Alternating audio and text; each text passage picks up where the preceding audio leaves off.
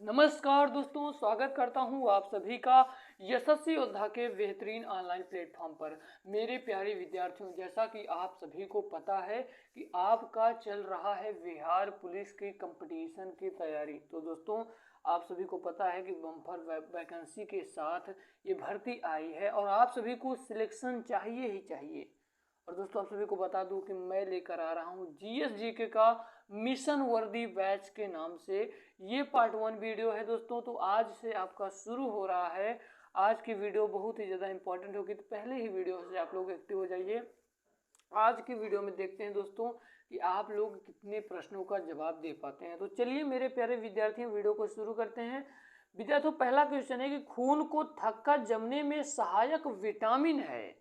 जो खून होता है प्यारे विद्यार्थियों, ये जो थक्का जमने में सहायक विटामिन है, अगर आपके हाथों में कट जाता है, ध्यान से सुनिएगा बड़ी ध्यान से, अगर आपके हाथों में कट जाता है तो देखते होंगे कि खून जब बहने लगता है थोड़ी देर के बाद सूख जाता है। तो ये किसकी वजह से होता है, किस विटामिन की वजह से होता है, अब आप एकदम हिंदी भाषा में समझ ही गए होंगे। तो मेरे प्यारे बच्चों, मेरे प्यारे विद्यार्थियों, याद रखिएगा, इसका करेक्ट आंसर हो जाएगा ऑप्शन नंबर डी वाला, विटामिन के से खून को थक्का जमने में सहायक विटामिन है। विटामिन के करेक्ट आंसर हो जाएगा ऑप्शन नंबर डी वाला।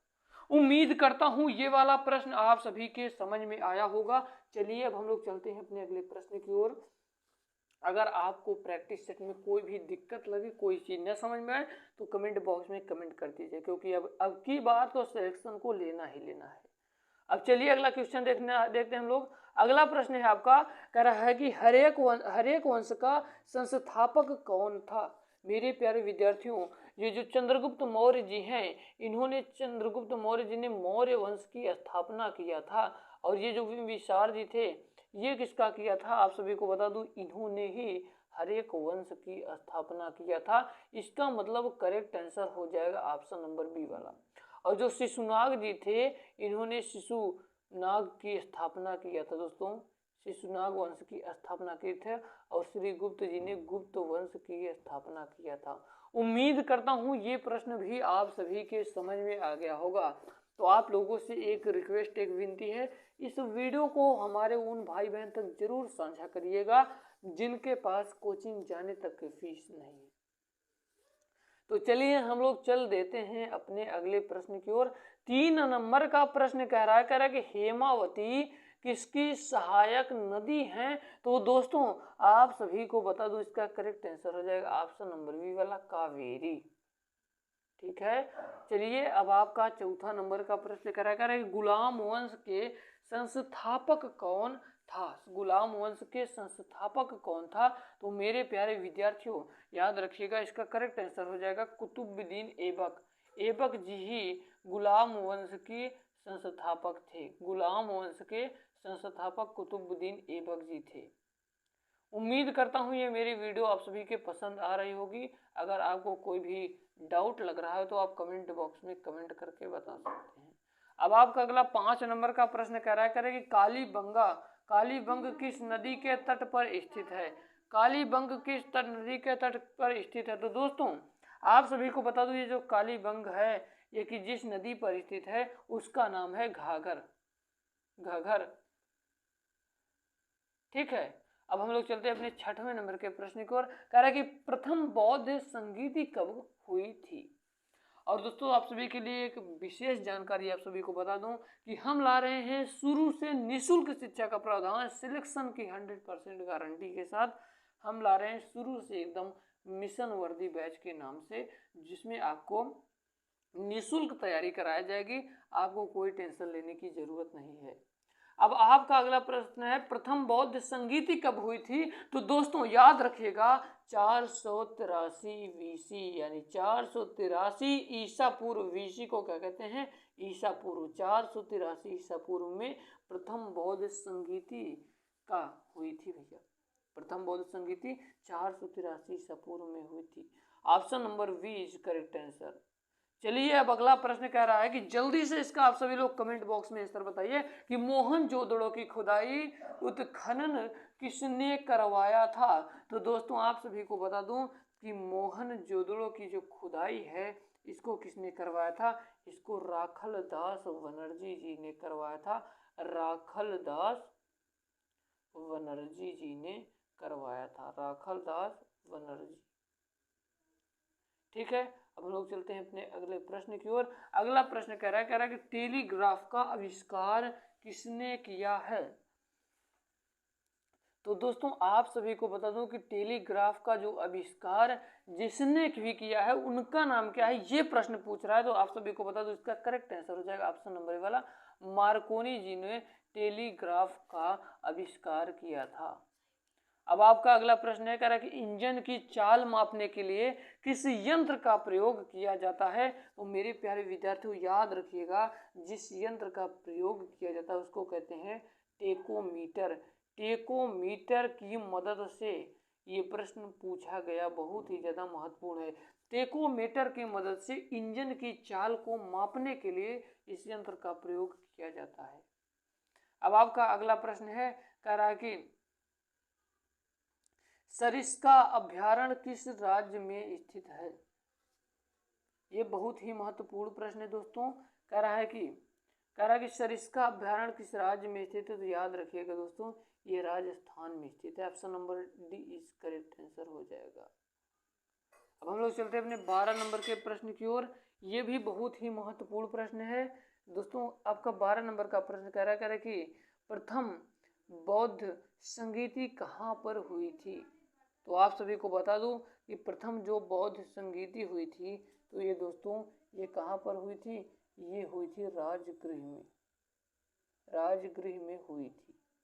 चलिए अब हम लोग चलते हैं अपने अगले प्रश्न की ओर। उम्मीद करता हूँ बताए हुए सारे प्रश्न दोस्तों आप सभी का अगला प्रश्न कह रहा है कि ये भी बहुत इंपॉर्टेंट क्वेश्चन है। कह रहा है कि चौहान वंश का संस्थापक कौन था? तो दोस्तों आप सभी को बता दूं, चौहान वंश का जो संस्थापक था उसका नाम था वासुदेव। वासुदेव जी चौहान वंश के संस्थापक थे। ऑप्शन नंबर बी वाला सही हो जाएगा। अगला प्रश्न कह रहा है जापान की मुद्रा को किस नाम से जाना जाता है? तो दोस्तों आप सभी को बता दूं कि जापान की जो मुद्रा है, इसकी मुद्रा को, जैसे अपना भारत है, इस भारत के मुद्रे को दोस्तों रुपया से जाना जाता है, उसी प्रकार से जापान के मुद्रा को येन के नाम से जाना जाता है। और ये जो डॉलर बना है ये अमेरिका का है, अमेरिका का डॉलर है। इसका मतलब करेक्ट आंसर हो जाएगा ऑप्शन नंबर ए वाला। जापान की जो मुद्रा है उसे येन के नाम से जाना जाता है। अब आपका 15 नंबर का प्रश्न कर रहा है कि गोलकुंडा का जिला, ये जो भैया आप सभी को बता दूं ये जिला नहीं है, यहाँ पर गलती हो गई है, मिस्टेक, यहाँ पर किला होगा। ठीक है, क्या होगा? किला। ये जो गोलकुंडा का किला किस राज्य में स्थित है? तो दोस्तों आप सभी को बता दूं ये तेलंगाना राज्य में स्थित है। तेलंगाना राज्य में स्थित है। अब आपका अगला प्रश्न है, कह रहा है कि भारत का सबसे लंबा राष्ट्रीय राजमार्ग कौन है? तो दोस्तों आप सभी को बता दूं कि भारत का सबसे लंबा राष्ट्रीय राजमार्ग, सबसे लंबा, यहाँ पर देखिए लंबा राष्ट्रीय राजमार्ग कौन सा है? तो इसका करेक्ट आंसर हो जाएगा ऑप्शन नंबर डी वाला, NH-44, जो सबसे लंबा राष्ट्रीय राजमार्ग है। आपका अगला प्रश्न है, कह रहा है कि मामा भांजा मंदिर कहाँ पर स्थित है? ये जो मामा भांजा मंदिर है ये कहाँ पर, किस प्लेस पर, किस जगह पर स्थित है? तो मेरे प्यारे विद्यार्थियों याद रखिएगा, ये बारसूर छत्तीसगढ़ में स्थित है। इसका मतलब correct answer option number A वाला हो जाएगा। 18 नंबर का प्रश्न कह रहा है कि प्लासी का युद्ध कब हुआ था? प्लासी का युद्ध जो था ये कब हुआ था? तो ये 1757 ईस्वी में हुआ था। इसका मतलब करेक्ट आंसर हो जाएगा ऑप्शन नंबर सी वाला। चलिए अब हम लोग चलते हैं अपने 19 नंबर के प्रश्न पर। कह रहा है कि पृथ्वी का विषुवतीय व्यास कितने किलोमीटर है? तो दोस्तों आप सभी को बता दूं कि जो पृथ्वी का विषुवतीय व्यास है ये कितने किलोमीटर है? तो इसका करेक्ट आंसर हो जाएगा ऑप्शन नंबर ए वाला, 12,756 किलोमीटर है। करेक्ट आंसर हो जाएगा ऑप्शन नंबर ए वाला। चलिए अब आपका अगला प्रश्न है कि प्रथम जैन सम्मेलन कहाँ पर संपन्न हुआ? तो दोस्तों आप सभी को बता दूं कि जो प्रथम जैन सम्मेलन है ये पाटलिपुत्रा में संपन्न हुआ। इसका मतलब राइट आंसर सी वाला।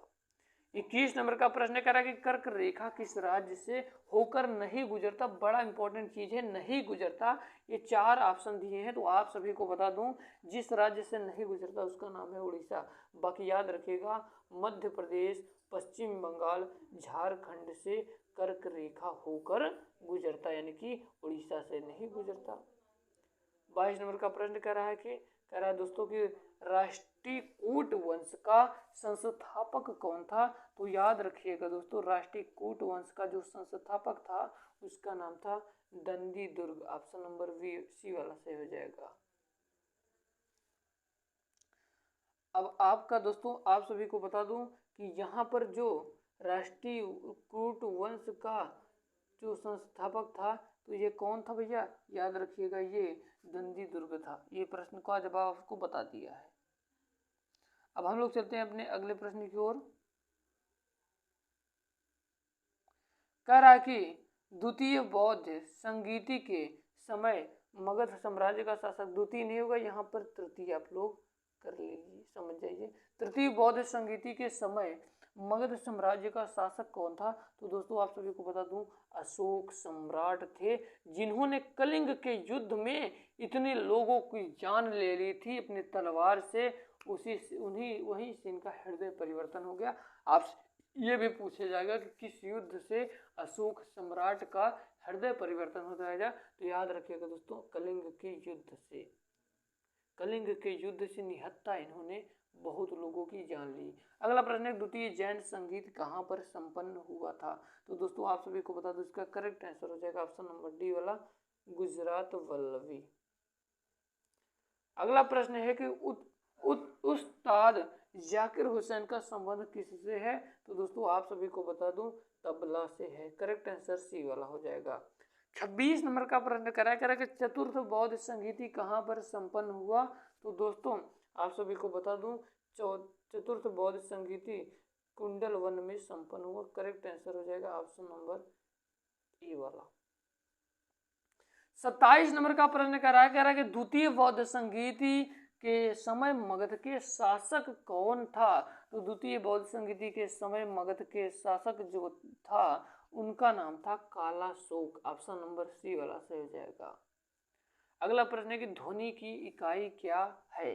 बहुत ही महत्वपूर्ण प्रश्न है, जितने भी बता रहे हैं। तो आप याद रखिएगा दोस्तों कि ध्वनि की जो इकाई है वो डेसिबल है। करेक्ट आंसर हो जाएगा ऑप्शन नंबर ए वाला। आपका अगला प्रश्न करें कि मालगुडी डेज के लेखक कौन हैं। तो दोस्तों आप सभी को बता दूं कि मालगुडी डेज के जो लेखक हैं उनका नाम है आर के नारायण। ऑप्शन नंबर डी वाला सही हो जाएगा। अगला प्रश्न है कि सबसे प्राचीन वेद कौन सा है। तो आप सभी को बता दूं दोस्तों कि सबसे प्राचीन जो वेद है उसका नाम है ऋग्वेद। ऋग्वेद है। अगला क्वेश्चन है कि राष्ट्रकूट वंश की राजधानी कहाँ थी। तो आप सभी को बता दूं, इसका करेक्ट आंसर हो जाएगा ऑप्शन नंबर बी वाला, मानेखेड़ में थी। 32 नंबर का प्रश्न करा करके मेटूर बांध किस नदी पर अवस्थित है। तो आप सभी को बता दूं, ये कावेरी। 33 नंबर का प्रश्न करा कर भारत का राष्ट्रीय फूल क्या है। इसका तो आप सभी का आंसर पता होगा, आसानी से कमल होगा। 34 नंबर का प्रश्न करा कर भारत में द्वितीय वर्ष किस तिथि से प्रारंभ होती है। तो आप सभी को बता दूं, इसका करेक्ट आंसर हो जाएगा ऑप्शन नंबर ए वाला, बी वाला, 1 अप्रैल से। दोस्तों आप लोगों से एक चीज़ माफ़ी मांगता हूं कि आज थोड़ा नेटवर्क की इशू की वजह से आज 35 ही प्रश्न करवा पाएंगे। अगली वीडियो में हम प्रैक्टिस वीडियो में 70 से 75 क्वेश्चन पूरे करवाएंगे। तो आप आज के लिए ये लास्ट प्रश्न है दोस्तों, पहले ही आप सभी को बता देता हूँ, क्योंकि थोड़ा नेटवर्क प्रॉब्लम की वजह से आज 35 ही प्रश्न हो पाएंगे। सहारा मरुस्थल कहाँ पर स्थित है। तो दोस्तों आप सभी को बता दूं, इसका करेक्ट आंसर हो जाएगा ऑप्शन नंबर सी वाला, उत्तरी अफ्रीका। उम्मीद करता हूँ ये मेरा वीडियो आप सभी को पसंद आया होगा। अगर पसंद आया हो तो हमारी वीडियो को लाइक करिएगा, और चैनल पे नया हो तो यार चैनल को सब्सक्राइब कर लीजिएगा। मिलते हैं किसी नए वीडियो किसी नए टॉपिक के साथ, तब तक के लिए जय हिंद, वंदे।